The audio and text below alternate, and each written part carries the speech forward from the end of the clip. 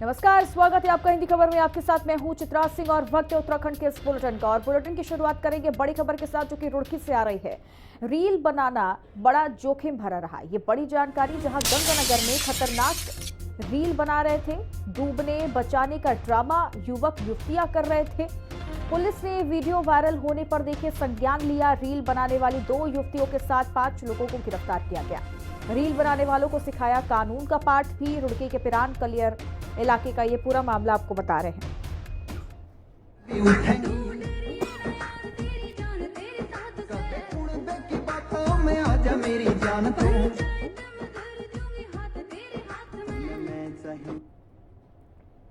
तो देखिए, जोखिम भरा रील बनाना भारी पड़ गया है। जहां गंगानगर में खतरनाक रील बनाई जा रही थी, डूबने बचाने का ड्रामा किया जा रहा था युवक और युवतियों की तरफ से। और जब ये वीडियो वायरल हुआ तो पुलिस ने इस वीडियो को संज्ञान में लेते हुए रील बनाने वाली 2 युवतियों के साथ 5 लोगों को गिरफ्तार कर लिया है।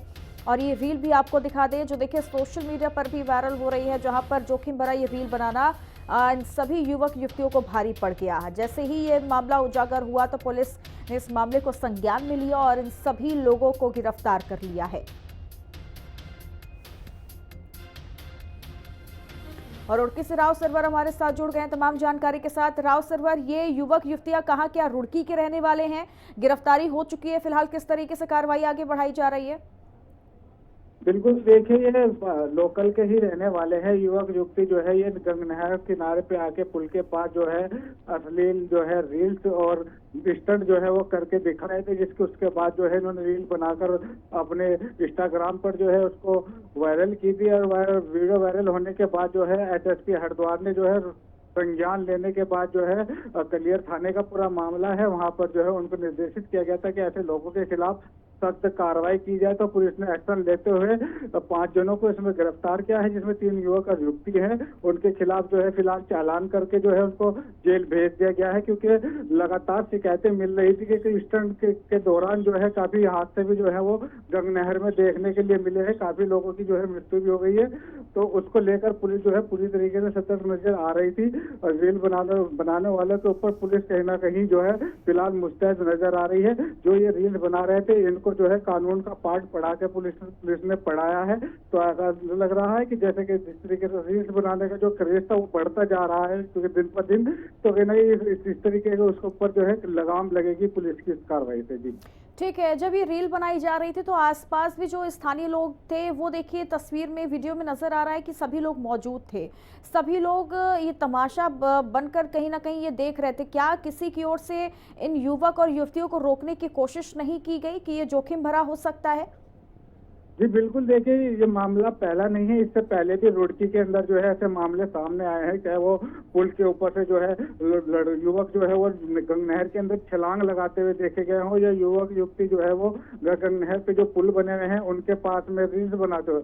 ऐसे काफी मामले जो है सामने संज्ञान में आते रहे हैं, जिनको लेकर जब ये इस तरीके की हरकतें होती है तो कहीं ना कहीं पब्लिक जो है एक जगह इकट्ठा होकर तमाशा तो देखती है, पर कोई इस बात को एक्शन लेने वाला नहीं था, कोई समझाने वाला नहीं था। क्योंकि युवा युवती जो आज के दौर के हैं वो किसी की नहीं सुन पा रहे, क्योंकि रील्स बनाने का जो क्रेज है लगातार युवाओं के अंदर बढ़ता जा रहा है, जिसके कारण आए दिन जो है वो घटनाएं भी घट रही है। पर उस घटना के देखने के बाद भी जो है युवक युवती जो है कोई संज्ञान नहीं ले रहे हैं कि हमारे साथ भी कुछ हादसा गुजर सकता है या हो सकता है। सब कुछ भूलने के बाद जो है पूरी तरीके से रील्स बनाने में मगन हो रहे हैं लोग। पर अब पुलिस ने जो है ऐसे लोगों के खिलाफ कानूनी कार्रवाई करना शुरू कर दी है। इनको सबक सिखाने का काम ठीक है। और कहीं ना कहीं ऐसे रील बनाने वालों पर सख्त कार्रवाई भी की जानी चाहिए। बहुत बहुत शुक्रिया आपका। आगे बढ़ेंगे, जहां सीएम पुष्कर सिंह धामी ने कांडा महोत्सव का शुभारंभ किया है। 3 दिवसीय कांडा महोत्सव का शुभारंभ किया गया। प्रदेश के मेलों के संरक्षण को प्रतिबद्ध है सीएम पुष्कर सिंह धामी की ओर से,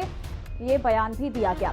और तस्वीर भी आपको उस दौरान की दिखा दें जब कांडा महोत्सव का शुभारंभ किया गया, तो उस दौरान सीएम धामी भी मौजूद रहे और उनके द्वारा इसका महोत्सव का शुभारंभ किया गया है। 3 दिवसीय कांडा महोत्सव का शुभारंभ मुख्यमंत्री पुष्कर सिंह धामी की ओर से किया गया। हमारी सरकार चहुमुखी विकास करने के साथ ही देवभूमि उत्तराखंड की सांस्कृतिक और धार्मिक विरासत को संरक्षित करने के लिए, उसको संवर्धित करने के लिए, और उत्तराखंड का जो मूल स्वरूप है जिसके कारण से हम देवभूमि के रूप में पूरी दुनिया में जाने जाते हैं।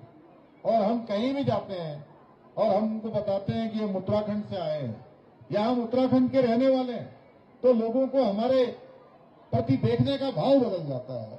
उनके मन में एक विश्वास का भाव आता है, एक श्रद्धा का भाव आता है, उनको देवों का स्मरण हो जाता है कि ये देवों के स्थान से आए हैं। तो इसको संवर्धित करना है, इसके मूल स्वरूप को बचाए रखना है। इसके लिए भी हमारी सरकार काम कर रही है। प्रधानमंत्री नरेंद्र मोदी की पहल पर देश भर में सौर ऊर्जा के प्रति जागरूकता को लेकर देहरादून में 16 दिसंबर से 2 दिवसीय प्रथम सौर मेला का आगाज हो गया है। मुख्यमंत्री धामी ने सौर मेले का उद्घाटन किया। मुख्यमंत्री धामी ने कहा कि इस तरह उत्तराखंड देश में अग्रणी 5 राज्यों में शामिल हो गया है। 2 दिवसीय इस मेले में सौर पैनल बनाने वाली लगभग 200 कंपनियों ने अभी तक रजिस्ट्रेशन कराया है। उत्तराखंड के अंदर सूर्य घर योजना और सौर जो हमारा भौतिक आज हो रहा है, ये आने वाले पत्थर साबित होगा और हमारा राज्य इस दिशा में भी एक आदर्श राज्य के रूप में देश के सामने आएगा। युवा कांग्रेस ने एक प्रेस वार्ता में उत्तराखंड सरकार के जिला पंचायत अध्यक्ष, ब्लॉक प्रमुखों और ग्राम प्रधानों को प्रशासक नियुक्त करने पर सरकार की निंदा की। युवा कांग्रेस ने सरकार के ऊपर भेदभाव करने का आरोप लगाया। साथ ही सरकार की निंदा करते हुए जल्द से जल्द पंचायत और नगर पालिका चुनाव कराने की मांग की गई। आपके ब्लॉक सरकार द्वारा नियुक्ति की गई है, जिसका हम पुरजोर विरोध करते हैं और साथ ही साथ सरकार से पूछना चाहते हैं कि सरकार ये जो सरकार के द्वारा जो पर्यवेक्षक नियुक्ति दिए गए हैं ग्रामीण स्तर में, ब्लॉक स्तर में जिला पंचायत अध्यक्षों को, जो अध्यक्ष और ब्लॉक प्रमुख और ग्राम प्रधानों को 6 महीने का कार्यकाल बढ़ाकर उनको पर्यवेक्षक नियुक्ति किया गया है, तो उसका युवा कांग्रेस विरोध करती है और सरकार से कहती है कि भेदभाव की नीति छोड़ दी। एक तरफ आप नगर पालिका में 1 साल से एसडीएम को नियुक्ति करते हैं, दूसरी तरफ आप ये ब्लॉक स्तर में इनको ब्लॉक प्रमुखों ग्राम प्रधानों को नियुक्ति करते हैं, जिसका हम पुरजोर विरोध करते हैं और सरकार से मांग करते हैं कि जल्द से जल्द आप चुनाव कराइए। यदि आप चुनाव कराने में विफल है तो आप चुनाव आयोग को इसका जिम्मा दीजिए, चुनाव आयोग चुनाव कराएगा, आप तरह तरह की बातें करके चुनाव को आगे नहीं बढ़ाइए।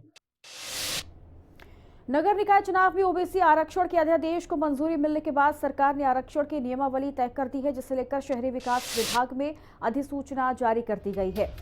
नगर पालिका और नगर पंचायत के अध्यक्ष पद पर आरक्षण की स्थिति को लगभग साफ कर दिया गया। आरक्षण नियमावली तय करने के बाद अंतिम सूची जारी होने से पहले 1 हफ्ते का समय आपत्ति के लिए तय किया गया है। आरक्षण के मुद्दे पे महत्वपूर्ण 3 विषयों पे मैं बात रखना चाहूँगा। एक तो जो हमारे प्रदत्त अधिकार हैं संविधान से या जो आज तक चलता रहा है, उस पर बड़ा कुटाराघात भारतीय जनता पार्टी और उसकी सरकार ने किया है। इन्होंने नगर पालिकाओं में ऐसी नगर पालिकाएँ जिनमें 10,000 से कम संख्या एससी की है, उनको आरक्षण से बाहर कर दिया है। ये लोगों के मौलिक अधिकार का हनन है और मुझे लगता है कि जो असली चेहरा है भारतीय जनता पार्टी का, एससी को लेकर इनकी जो सोच है वो इससे परिलक्षित होती है। बीजेपी ने निकाय चुनावों के लिए घोषित अंतरिम आरक्षण को विधि सम्मत बताते हुए इसे लेकर कांग्रेस के आरोपों को जानकारी का अभाव और चुनाव को लेकर डर बताया। पार्टी के वरिष्ठ विधायक और प्रवर समिति सदस्य रहे विनोद चमोली ने पत्रकारों से बात करते हुए कहा कि सभी वर्गों को पूर्व निर्धारित नीति के तहत अधिकार दिया गया है, लेकिन कल तक चुनाव में देरी का रोना रोने वाली कांग्रेस अब हार सामने देखकर चुनाव टालने की बहाने तलाश रही है। तो जो वैधानिक स्थिति है, जो प्रक्रिया है, वो पूरी अपनाई गई है उसमें। तो उसको ये कहना कि आप सदन बुलाते और उसके बाद तय करते, मैं पूछना चाहता हूँ कांग्रेस से, जो कांग्रेस आज तक हायतोबा करती थी कि भारतीय जनता पार्टी चुनाव को टाल रही है, चुनाव को पीछे कर रही है, चुनाव कराना नहीं चाहती, हार की भय से चुनाव नहीं कराना चाहती, ये तमाम आरोप मैं पिछले 6 महीने से कांग्रेस के सुन रहा हूँ, इनका जवाब दे रहा हूँ। आज मैं उनसे पूछना चाहता हूँ, क्या वो चुनाव को विलंब करना चाहते हैं? क्या चुनाव को पीछे धकेलना चाहते थे? क्या चुनाव नहीं कराना चाहते थे? या कांग्रेस अब चुनाव से डर रही है क्योंकि चुनाव सर्वर आ गए हैं, चुनाव अब होने जा रहे हैं, सुनिश्चित हो गया है और निश्चित तौर पर कांग्रेस का भय सामने आ रहा है, इसलिए वो इस तरह की बातें कर रहे हैं। नहीं तो उसमें जो भी वैधानिक उसकी प्रक्रिया पूरी अपनाई गई है और चुनाव वैधानिक तरीके से आगे। उत्तराखंड के निकायों में अध्यक्षों के लिए आरक्षण अधिसूचना जारी होने पर बीजेपी में अंदरूनी घमासान छिड़ गया। विकासनगर नगर पालिका अध्यक्ष पद को अनुसूचित जनजाति के लिए आरक्षित करने पर बीजेपी विधायक मुन्ना सिंह चौहान ने आपत्ति जताई, तो वहीं बीजेपी विधायक की आपत्ति उठाने पर बीजेपी नेता और पूर्व जिला पंचायत अध्यक्ष राम शरण नौटियाल ने निशाना साधा।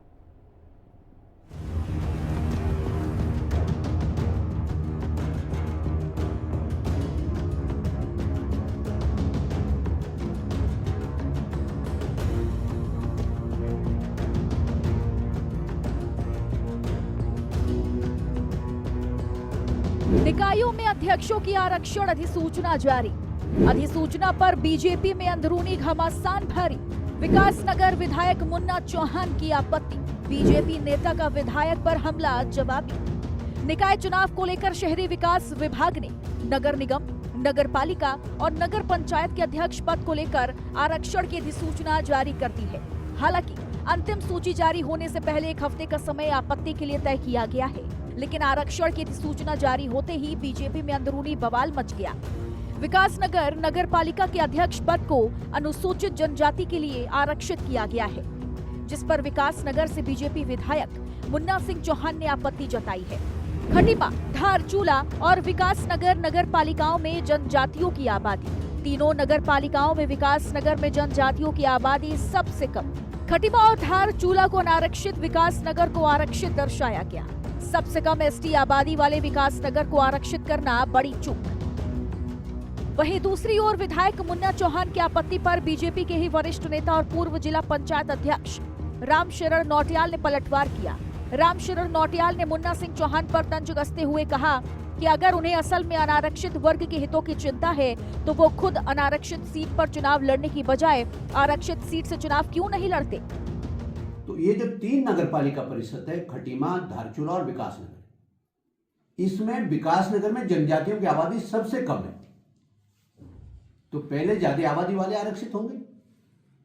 खटीमा और धारचूला को उसको अनारक्षित दर्शाया गया और विकासनगर को आरक्षित कर दिया गया। तो ये मुझे लगता है कि बड़ी चूक है। ज्यादा मैं कटु बोलूंगा, कड़वी लग सकती है बात किसी को भी, तो यदि बहुत ही ज्यादा अनारक्षित वर्ग की चिंता है तो यहां तो ये आरक्षित कर दिया है। अगर गवर्नमेंट ने, आप कहिए जो कहना है, तो आप अनारक्षित सीट पर क्यों लड़ रहे हैं? आप आरक्षित वर्ग के हैं तो आप वहीं लड़ते, तो वहां लड़िए। आरक्षित होंगे बीच में, यहाँ क्यों लड़ रहे हैं फिर? दूसरा, मुन्ना सिंह जी चौहान ने जो कहा है उससे भी स्पष्ट हो रहा है कि कहीं ना कहीं जो बात हम लोग कह रहे थे वो सही है। दूसरा, आरक्षण में आपने मौलिक अधिकारों का हनन कर दिया, जबकि नियमावली यह है कि अगर 2 व्यक्ति भी हैं और आरक्षण अगर करना उसमें आवश्यक है, अगर रोस्टर उसके तहत सरकार ने नियम बना दिया कि जहां 10,000 से कम पॉपुलेशन है जिन नगर निगमों में, वहां जो है आरक्षण लागू नहीं होगा। तो ये सरकार को पता था कि इसको कोई भी चैलेंज करेगा और कोई ना कोई कोर्ट जरूर जाएगा, और मुझे लगता है कि सरकार ने जानबूझ के ये कमियां छोड़ी हैं ताकि लोग कोर्ट में जाएं और चुनाव टाले जा सके। वहीं निकाय चुनाव में आरक्षण को लेकर बीजेपी में मचे बवाल को लेकर कांग्रेस प्रदेश अध्यक्ष करण महरा ने सरकार को घेरा। महरा ने कहा है कि सरकार ने जानबूझकर आरक्षण में ऐसी कमियां छोड़ी हैं जिसके खिलाफ लोग कोर्ट जाएं या विवाद खड़ा करें और चुनाव को टाला जा सके। निकायों में अध्यक्षों को लेकर जारी आरक्षण की अधिसूचना पर बीजेपी में अंदरूनी घमासान मच गया है। बीजेपी के वरिष्ठ नेता अपनी आपत्ति दर्ज करा रहे हैं। देखना होगा कि बीजेपी नेताओं की तकरार पर यही विराम लगता है या निकाय चुनाव से पहले पार्टी में घमासान और तेज होता है। देहरादून से शुभांगी भट्ट, हिंदी खबर। और वहीं उत्तराखंड में यूनिफॉर्म सिविल कोड जल्द लागू करने के लिए जिला स्तर से लेकर ब्लॉक स्तर तक के अधिकारियों और न्यायिक व्यवस्था से जुड़े लोगों को ट्रेनिंग दी जा रही है। समिति के सदस्य सुरेखा डंगवाल ने इसको लेकर कहा कि इसके लिए एक ऐप भी तैयार किया जा चुका है। ऐप का लोगो कैसे इस्तेमाल करेंगे, इसके लिए अधिकारियों को ट्रेनिंग दी जा रही है। आपको बता दें कि यूनिफॉर्म सिविल कोड के लिए गठित कमेटी ने 18 अक्टूबर को सरकार को नियमावली सौंप दी है। जो रूल मेकिंग कमेटी थी उसने 18 अक्टूबर को अपने रूल्स और रेगुलेशंस सरकार को जमा कर लिए थे। अब उसके इम्प्लीमेंटेशन के लिए फिर से एक कमेटी बनी है। मेरा सौभाग्य है कि मैं उस कमेटी में भी हूँ। इम्प्लीमेंटेशन के लिए आपको ट्रेनिंग का पार्ट बहुत इम्पॉर्टेंट है, तो सारे जिलों में भ्रमण कर जिला स्तर के अधिकारियों को, ब्लॉक स्तर के अधिकारियों को, क्योंकि यूसीसी का ज़्यादातर पार्ट ऑनलाइन होने वाला है, डिजिटल होने वाला है। हमारे एक ऐप में सब कुछ उपलब्ध होने वाला है और ये यूज़र फ्रेंडली है। जनता की सुविधा के लिए जो रूल बनाए गए हैं कोई कॉम्प्लिकेटेड नहीं है। आपको रजिस्ट्रेशन करना है तो आप अपने मोबाइल में कर सकते हैं। इसके लिए ट्रेनिंग बहुत ज़रूरी है, तो ये ट्रेनिंग का पार्ट बहुत जल्दी शुरू हो जाएगा। जब सारी ट्रेनिंग हो जाएगी तो इम्प्लीमेंटेशन इफ़ेक्टिव तरीके से होगा। ये सरकार की योजना है, इसलिए वो इम्प्लीमेंटेशन पार्ट के लिए ट्रेनिंग का पार्ट चल रहा है। 1971 में भारत और पाकिस्तान के बीच हुए युद्ध की जीत की याद में हर साल 16 दिसंबर को विजय दिवस मनाया जाता है। विजय दिवस भारतीय सशस्त्र बलों की वीरता और बलिदान को सम्मानित करने का एक महत्वपूर्ण मौका है। विजय दिवस के मौके पर कांग्रेस प्रदेश अध्यक्ष करण महारा ने शहीद सैनिकों को श्रद्धांजलि अर्पित की। उन्होंने कहा कि शहीद सैनिकों को श्रद्धांजलि अर्पित करता हूं और उन पूर्व सैनिकों को जो आज रिटायर होकर अपने घर परिवार के साथ हैं उन्हें नमन करता हूं। देखिए 1971 में हमारे वीर सैनिकों ने, हमारी सरकारों ने बहुत साहसिक काम किया और युद्ध को जीता था। मैं उस समय जो शहीद हमारे सैनिक थे उनको श्रद्धांजलि अर्पित करता हूं और उस समय के जो हमारे सैनिक थे जो आज रिटायर हो गए, अपने घरों में, अपने परिवारों में हैं, उन सबको सैल्यूट करता हूं कि सन 71 की जो विजय मिली है उनकी बहादुरी से और उस समय के नेतृत्व की दूरदर्शिता और सोच से ये संभव हुआ है। इसलिए मैं उस समय के नेतृत्व को भी और वीर सैनिकों को भी और वहाँ उस समय के जो हमारे ऑफिसर्स थे उन सबको बधाई देता हूँ, उनको प्रणाम करता हूँ। कालाडूंगी में विजय दिवस के मौके पर 1971 की जंग में शहीद होने वाले जवानों को श्रद्धांजलि दी गई। पूर्व सैनिक उत्थान संगठन कालाडूंगी ने 1971 की जंग में शहादत देने वाले जवानों को श्रद्धांजलि देने के कार्यक्रम का आयोजन किया। कार्यक्रम का शुभारंभ कालाडूंगी विधायक बंशीधर भगत ने दीप जलाकर किया।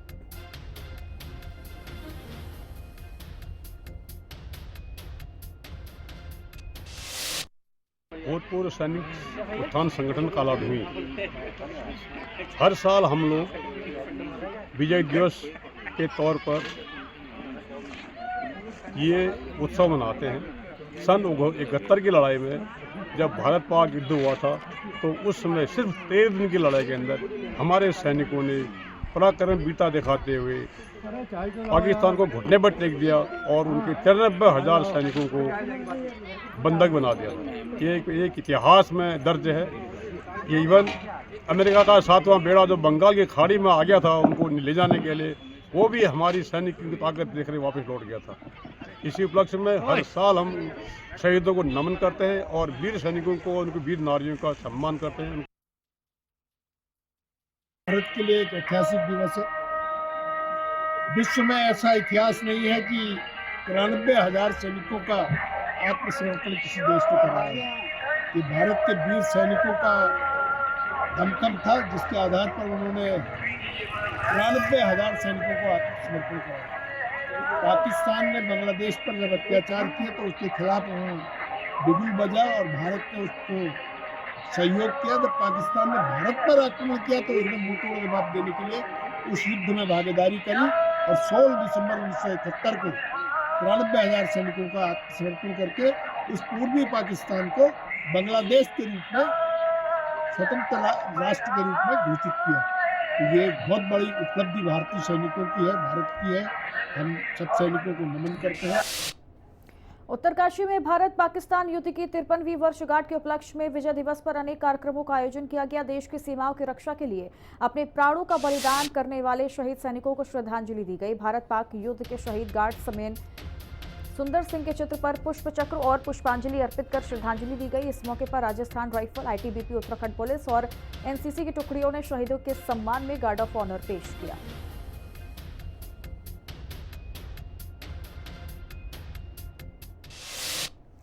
गढ़वाल रेंज के नवनियुक्त आईजी राजीव स्वरूप ने वीडियो कॉन्फ्रेंसिंग के जरिए पुलिस अधिकारियों के साथ समीक्षा बैठक की। इस बैठक में रेंज के सभी एसपी और एसएसपी जुड़े रहे। बैठक में अपराध नियंत्रण, कानून व्यवस्था और यातायात प्रबंधन पर गहन चर्चा हुई।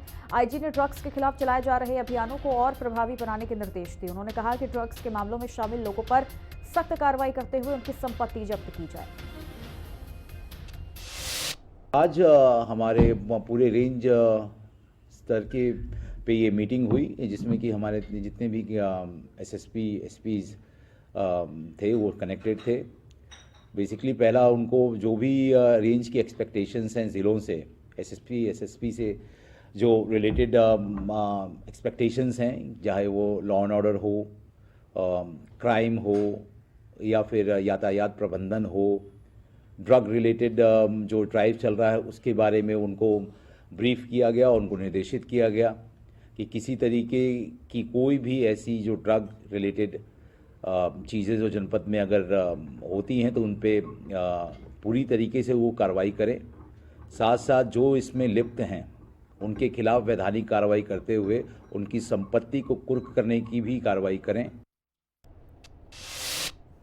देहरादून में नाबालिग को बहला फुसलाकर भगा ले जाने वाले आरोपी को दून पुलिस ने मेरठ से गिरफ्तार किया। 14 दिसंबर को सहसपुर थाना क्षेत्र में नाबालिग को भगाने का मामला दर्ज हुआ था, जिस पर पुलिस टीम ने आरोपी संजय कुमार पाल को मेरठ यूपी से गिरफ्तार किया। पूछताछ में नाबालिग ने उसके साथ दुष्कर्म किए जाने की भी जानकारी दी, जिसके आधार पर आरोपी के खिलाफ बीएनएस और पॉक्सो एक्ट के तहत मामला दर्ज किया गया।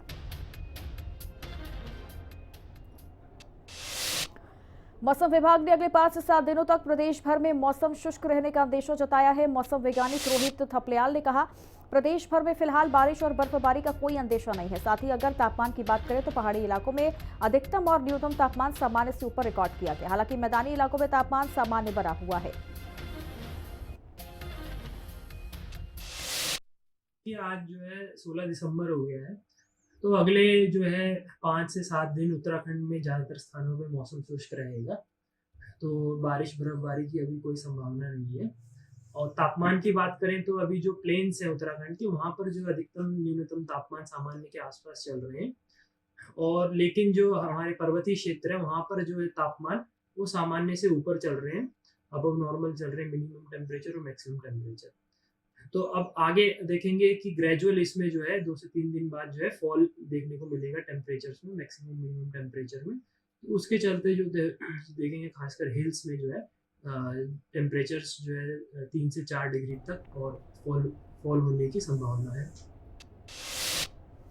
कल लोकसभा में पेश होगा एक देश एक चुनाव बिल। ये बड़ी जानकारी आ रही है, जहां कल दोपहर 12 बजे लोकसभा में इस बिल को पेश किया जाएगा। कानून मंत्री अर्जुन राम मेघवाल इस बिल को पेश करेंगे। बीजेपी ने सांसदों को 3 लाइन का व्हिप भी जारी किया है। बीजेपी ने सभी सांसदों को मौजूद रहने को कहा है। तो बड़ी जानकारी आ रही है, जहां कल लोकसभा में 1 नेशन 1 इलेक्शन बिल को पेश किया जाएगा और बीजेपी ने सांसदों को 3 लाइन का व्हिप भी जारी किया है और बीजेपी ने सभी अपने सांसदों को मौजूद रहने के लिए भी लोकसभा में कल कहा है। तो कल लोकसभा में 1 नेशन 1 इलेक्शन यानी एक देश एक चुनाव बिल पेश किया जाएगा।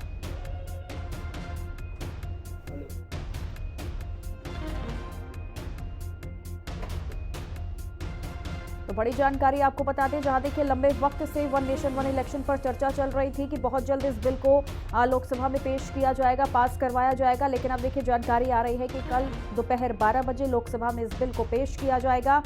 बीजेपी ने फिलहाल सांसदों को 3 लाइन का व्हिप भी जारी कर दिया है। बीजेपी ने सभी सांसदों को मौजूद रहने के लिए भी कहा है।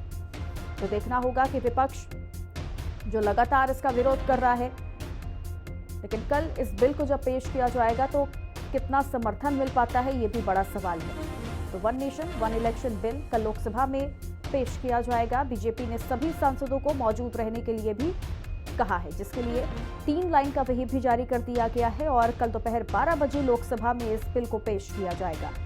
तो कानून मंत्री अर्जुन राम मेघवाल इस बिल को पेश करेंगे। साथ ही बीजेपी ने सभी सांसदों को 3 लाइन का व्हिप जारी किया है, जिसमें सभी सांसदों को मौजूद रहने को भी कहा है। तो कल लोकसभा में एक देश एक चुनाव बिल पेश किया जाएगा। दोपहर 12 बजे लोकसभा में इस बिल को पेश किया जाएगा। तो बड़ी जानकारी, बड़ी खबर आपको हम बता दें, जहां लगातार 1 नेशन 1 इलेक्शन पर चर्चा काफी लंबे वक्त से चल रही थी और ये कहा जा रहा था बहुत जल्द इस बिल को सरकार लाने वाली है और इस पर मुहर भी लगेगी। लेकिन अब देखिए जानकारी, कल दोपहर 12 बजे इस बिल को लोकसभा में कानून मंत्री अर्जुन राम मेघवाल पेश करेंगे।